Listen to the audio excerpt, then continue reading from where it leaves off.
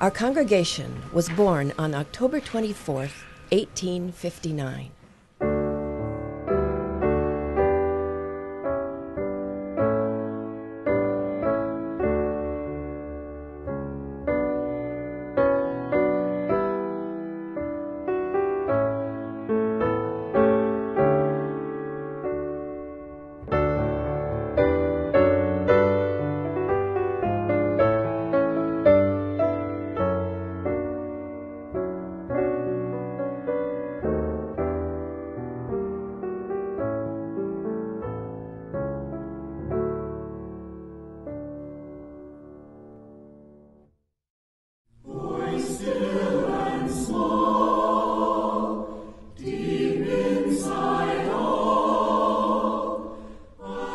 Come with us as we look at who we were, who we are today, and where we are headed in the next 150 years. Love is the doctrine of this church. The quest for truth is sacrament, and service is its prayer. To dwell together in peace, to serve humanity in fellowship, to the end that all persons shall grow in harmony with themselves and each other.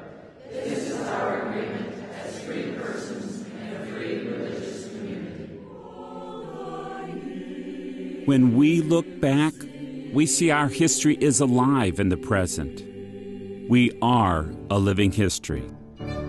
We should be proud of our history because it's a big part of the history of the city of Minneapolis. It's a part of the history of liberalizing attitudes in Minneapolis, encouraging people to work for social justice and for peace. In the 1850s, this was a wild place. This really was the outback, the frontier of the nation. One important thing to remember about this early group of movers and shakers is that they weren't willing to think small. The president of the congregation, Doralice Morrison, was Minneapolis's first mayor. Ulrich, Lowry, Loring, Pillsbury, all of those people who founded the basic institutions of Minneapolis that make Minneapolis the progressive city that it is today still form the character of the city. Our church has lived in many homes.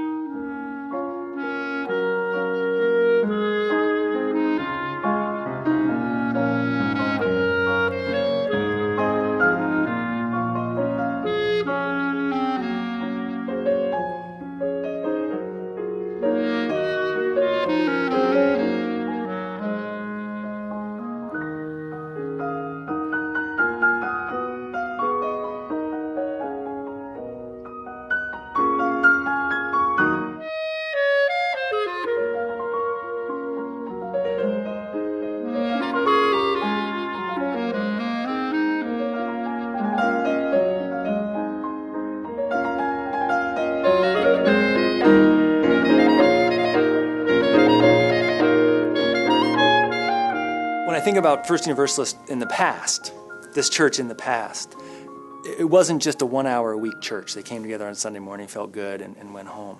They were inspired throughout the week, maybe even 24/7, thinking about ways to really ground their faith in their actions, in the community.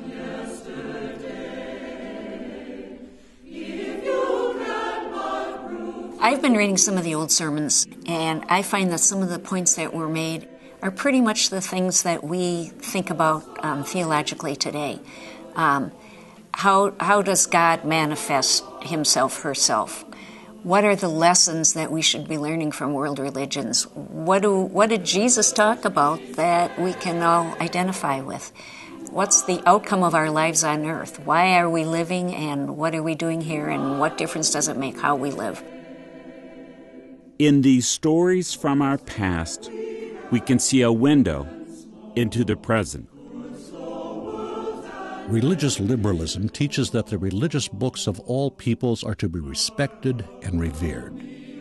Religious liberalism teaches not merely that Jesus was human, not divine, but that the human race is capable of producing such leaders as Jesus, as Buddha, Confucius, and others. It is one of the functions of religion to guarantee the freedom of each individual to fulfill this moral responsibility. Reverend Carl Olson. Universalism is first and foremost about universal salvation. And the going theology back then was that some will be saved and some won't be saved. And our radical view, which we actually took from the Bible, was that everyone will be saved. And we will all find one another again in the mystery or in heaven, however you say it, after death. And our instinctive reaction to that, our instinctive response was gratitude. So gratitude is the root of all our joy, our service, our message of good news. And it's a message of fear not.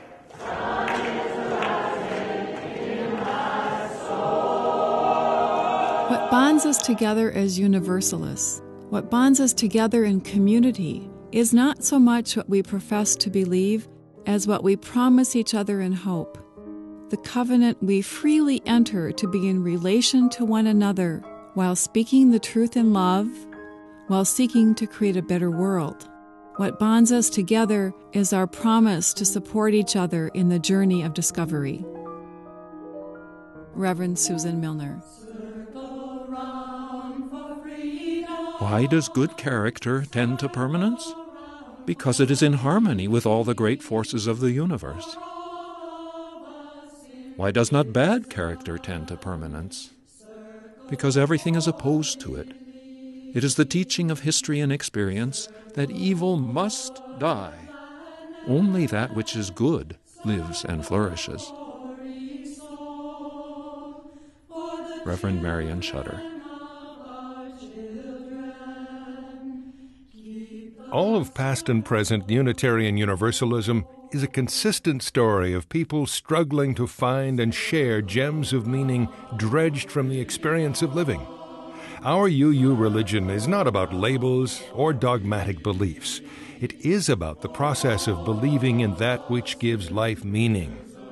Our religion is processive. It views religion as discovery. Reverend Terry Sweetser. Our story does not end with having found a spiritual home. Now that we've found our home, the real story begins. The story of trusting one another enough to take off the masks. The story of loving one another enough to see through the demons. The story of listening to one another enough to forge a new way of being in community. The story of being faithful enough to do the work of justice, to do the work of mercy, and to walk humbly with our God. Reverend Frank Rivas.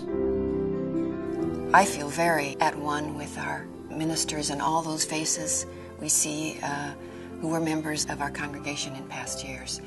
I think that even though theology differed, there was more emphasis on Bible and more emphasis on Jesus. I think that what has stayed the same is our emphasis on who we become through our religion, walking our talk, how we live our lives.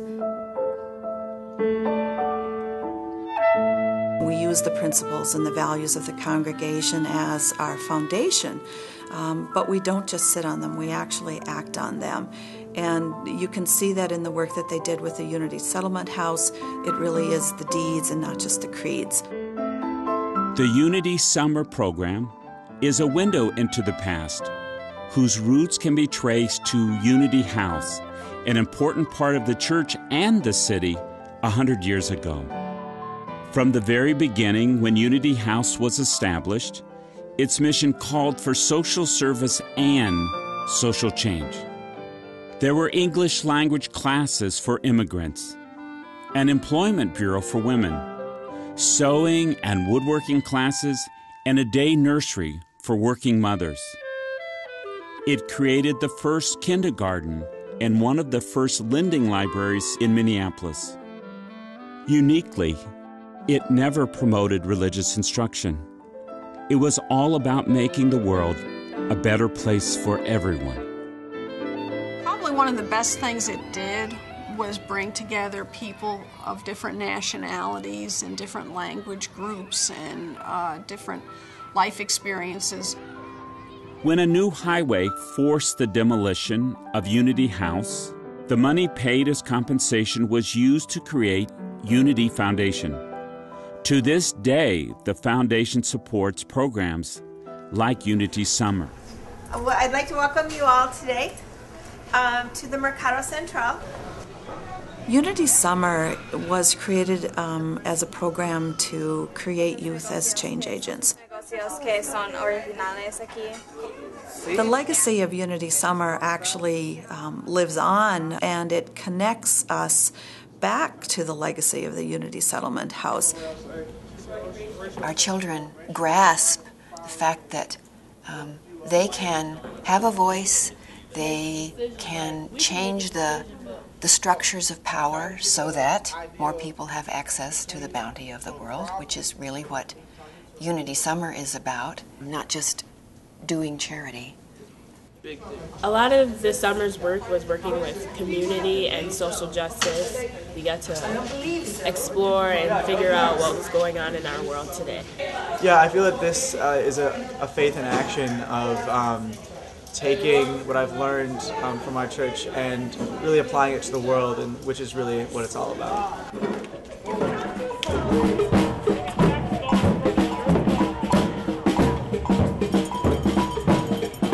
Insist on peace, freedom, and justice. We were meant to be a community of equals. That is how it's supposed to be. Our justice work, to me, is about bringing the real world, the concrete reality, in line with that knowledge that spiritually we're equals. We do have ordained clergy as leaders, but we are convinced that we all have ministries. And the purpose of the church is to equip us in those ministries so that we can go out and serve the world. Christianity sends us out of ourselves, out of our homes, out of our churches, out of our political parties, out of our nationalities even, on missions of reform. It sends us out of everywhere into everywhere, where good is to be done, where the ignorant are to be taught, the hungry fed, the naked clothed, the sorrowful comforted, and transgressors converted. The Reverend James Henry Tuttle.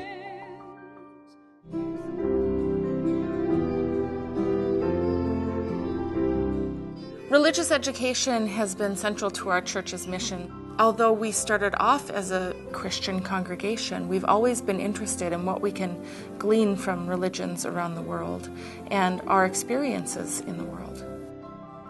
So they learn about Jewish and Christian scripture, but also stories from world religions, spiritual practices from around the world, and our connections to the scientific world and the rhythms of nature. We call that religious education lifespan faith development now. That says to me that learning isn't over the day you turn 18 and move out of your parents' house. Rather, adults and kids are all seeking answers to the same questions that have been asked since the dawn of time. My spirituality, and probably the spirituality of a lot of other people, is going to be a journey for me. And for me, that journey is really not about the destination, it's about the journey itself. And it is about being a living tradition.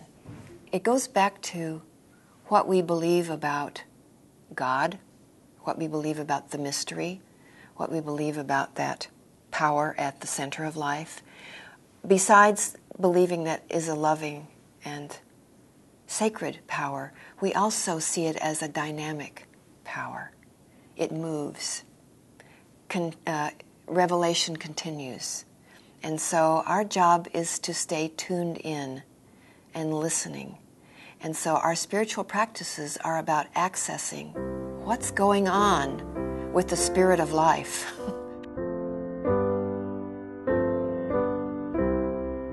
How is that power made manifest in the world? It's us, it's we. We are God's hands, God's eyes, God's voice, God's feet. God's mind, and so we make real whatever that great message of love and hope is. We are alive, we are audacious, we are committed, and we are passionate, and we are always willing to learn. I would say we are a group of open-minded people from many theological backgrounds. I believe we are a caring congregation with a rich history. We are a collection of individuals with many different talents and a willingness to try to see a better future. I think there's a place for everyone in this church.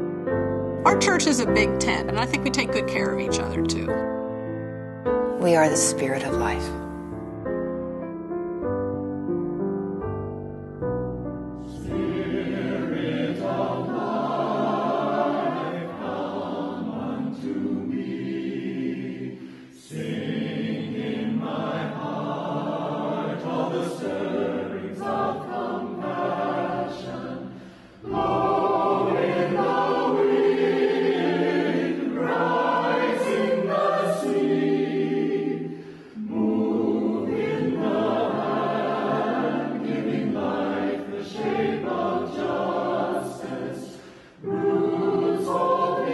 The gift that is handed to us by our heritage is the unique kind of heritage we are. We are a faith community drawn together not by doctrine, but by our desire to be people of open hearts, open minds, and open hands.